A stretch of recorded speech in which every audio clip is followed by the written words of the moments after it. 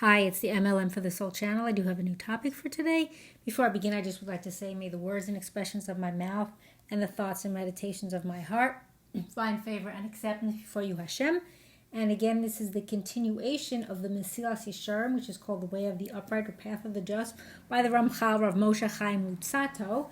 And this is from the Yafa edition from ArtScroll. This is what the Sefer looks like if you haven't already seen it, because this is part number 62. And I will have a link below to the website for ArtScroll, so you can check them out. So today is the start of a new chapter and a new trait. I finished up speaking about 4 other traits already, Baruch Hashem, and they are, just to refresh your memory on the ones from the last, 61 videos. So there was Zehirus, which is vigilance. There was Zerezus, which is alacrity, and again, this is the way it's defined, but it's not exactly what it means. Then was Nikios, which is cleanliness. And then was Perishus, which is abstinence. So this is chapter 16, and it's the trait of Tahara, which is purity. And I'm going to split this chapter up into 2. It's not super long, but I want to keep them a little bit shorter. I know last week's video was quite a bit longer because I did the whole chapter of 15, which was the on Perishus, finishing that up. So this is the trait of Tahara, again, purity. So Tahara, purity, is in the context of the steps detailed by Rav Pinchas ben Yair, refers to the refinement of one's heart and thoughts. And the commentary here says, generally the term Tahara is a halachic term and refers to ritual purity in contrast with Tumah, which is ritual impurity. Ramchal explains here that in the context of the steps of self-improvement set out by Rav Pinchas ben Yair, which is in the introduction, which I went back, if you want to go back 61 videos ago. Anyway, so Tahara clearly refers to purity of mind rather than the halachic state of the body. This is what he's talking about here. And it also says in Mesilas Yesharim Seder Vikuach, chapter 18. Okay, and he continues on. We find the term Tahara used in the sense by David HaMelech, who said in Tehillim 51:12.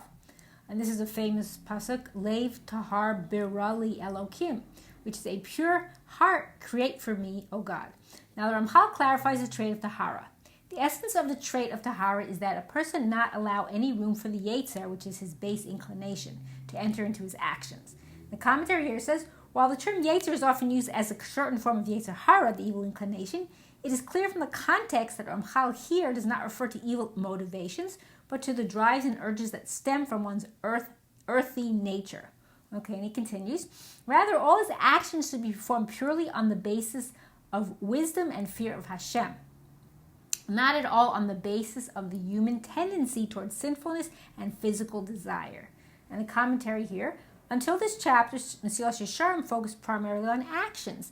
In practicing Zehirus, one elevates his deeds to see that they are proper, examining even the good deeds to weed out any part of them that may be improper. That's chapter 3. And then in the process of Nikios, one further eradicates even traces of sin from his behavior. That's chapter 10. And Perishus calls for eliminating physical indulgences, even if they are completely permitted. That's chapter 13.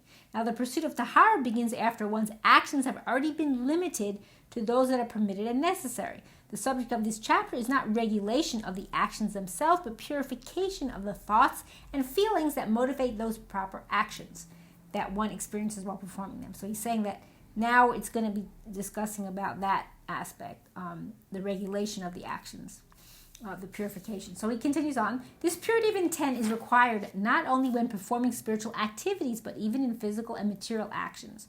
For even after one conducts himself in accordance with the principles of Perishus, meaning that he takes from the world only what is essential, as explained in the preceding chapters, even then he will still need to purify his heart and thoughts, so that even in that bit that he does not take from the world, he does not focus on the pleasure and the desire involved in the act at all. Rather, its focus will be solely on the good that emerges from that act, in its aspect of the wisdom and divine servants. Commentary, for example, Perishus requires that one eat only those foods as well as amounts of the food that are conducive to good health, enabling him to serve Hashem properly. Yet even one who has mastered Perishus might intend to enjoy the good taste of the food. The trait of Tahara calls for one to eat these foods for the sole purpose of facilitating one's service of Hashem and not focus on the enjoyment of the food. That's Michtav Eliyahu, Volume 3, pages 148 and 150, and also see Ramban, Devarim 613, and there's additional commentary. What I was going to just say is the way I guess you could also do that, like I've done, is like when I eat or before I go to sleep, I always say I'm doing this so I can serve Hashem better. This is a mitzvah, so I'm doing it in the service of Hashem. Or even when I go out for a walk, I say I'm walking so I can be healthier and happier and stronger to serve Hashem. So you're making it into that aspect. Okay, and the additional commentary here says, as explained here, the trait of Tahara is an extension of the trait of Precious. Precious means avoiding actions that do not advance the goal of serving Hashem, while Tahara means limiting one's intentions while performing the proper actions. So the Precious is restricting you, and this is actually performing them with the right intentions, or limiting the intentions. Okay, so while performing the proper actions to thoughts and goals of serving Hashem.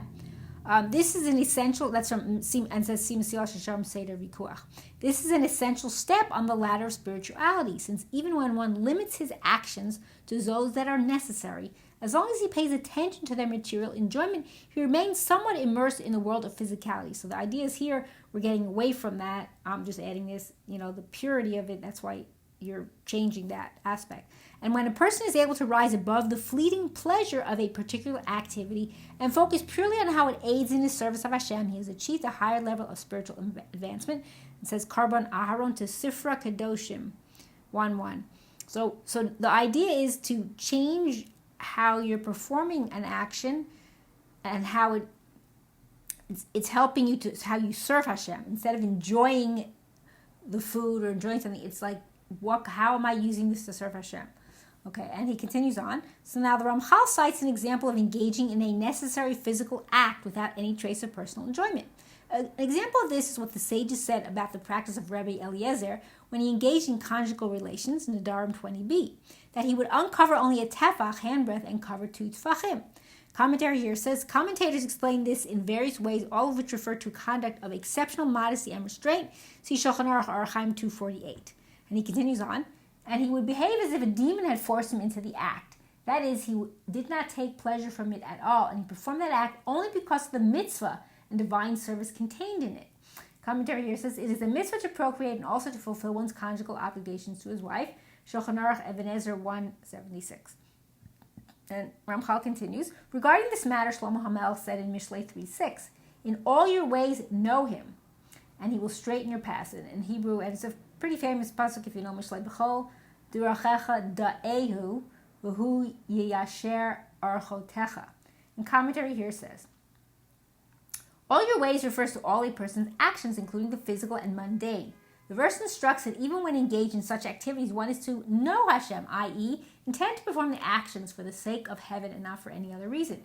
If one does so, then he will straighten your path. He, meaning Hashem, meaning that Hashem will guide him on the straight path and grant him success in serving him wholeheartedly. See Rabbeinu Yonah.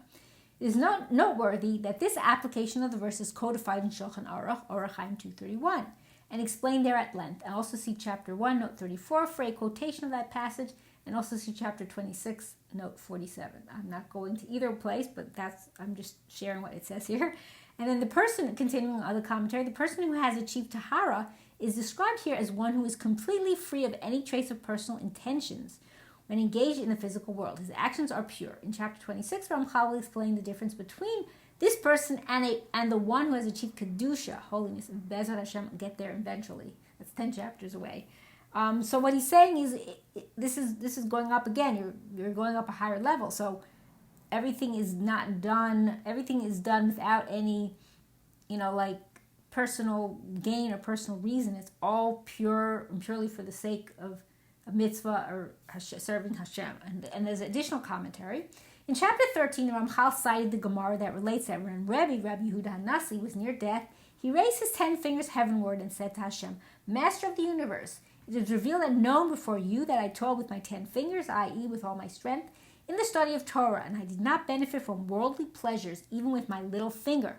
Ramchal explained there at note 29 that although Rebbe was the leader of Israel and his position necessitated that his table always be laden with the delights of a royal table, he himself exercised precious and was careful to eat only what was necessary to maintain his health. Also see Tosfos Avodah Zarah 11a. Others explain that Rebbe's declaration reflected the exercise of Tahara, or of Kedusha, holiness. Even though he partook of fine foods as befitting the Nasi, he ate them purely for the sake of heaven, i.e. to maintain his health, so that he'd be fit to serve Hashem and never focused on pleasure. And it also says Bi'ur Hagra, or Chaim 231.1, and Karbon Aaron. So that's what they're saying, two different things. One, he's saying he didn't benefit, so he was, at a higher level, and others saying he benefited from them, but only for the purpose of Hashem, Shem Shemaim, to serve Hashem. Okay, and he continues on here. So the Tahara applies to purely spiritual pursuits as well. However, you must know that just as the requirement of purity of thought applies to physical actions, while by their nature are close to being governed by the Yetzer, i.e. human desire. And then the commentary here says, mundane and physical endeavors are the domain of man's natural drives. These drives left unchecked are what leads a man to sin. In this sense, all mundane activities are easily drawn under the influence of the Yetzer, i.e. one's base inclination. And then he continues, and that purity is necessary to ensure that these actions remain distant from the influence of the Yetzer so that they do not become, quote, his. Okay? And then commentary here says, i.e. that the actions do not become driven by the Yetzer, meaning that a person should not let his Yetzer rule his life. Meaning you should, be mindful of that, to keep that in check. Okay? And he continues, so too does the requirement of purity of thought apply even to good acts, which are by their nature close to the realm of the Creator, blessed be his name, to ensure that they do not become distant from him and become the domain of the Yetzer. Commentary here. In Ramchal's terminology, actions dominated by base desires are considered to, quote, belong to the Yetzer, while those governed by spirituality, quote, belong to Hashem. As a rule, mundane actions are by their physical nature closer to being taken over by the Yetzer, while spiritual endeavors are further from the Yetzer's reach and closer to Hashem. Nevertheless, even mitzvot can be tainted, and Ramchal warns that one must take care that one's spiritual activities not become distant from Hashem and slip into the domain of the Yetzer. To avoid this, one must be vigilant about one's intent, even while performing mitzvah activities. And Ramchal will now explain that. Meaning, saying even for doing something good, you still have to be conscious of that it's staying in that domain. Okay, and he continues on. Let's see where I am. Okay, so now he says, this phenomenon of spiritual actions affected by improper intentions is the concept referred to as performing a mitzvah not for its own, quote, not for its own sake, which in Hebrew is shalol lishma, which is mentioned many times by our sages of blessed memory, and commentary here.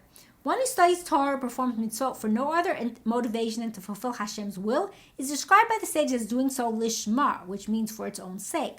And one who fulfills mitzvot with ulterior motives is referred to as acting shalol lishma, which means not for its own sake. Ramchal proceeds to elaborate on these concepts.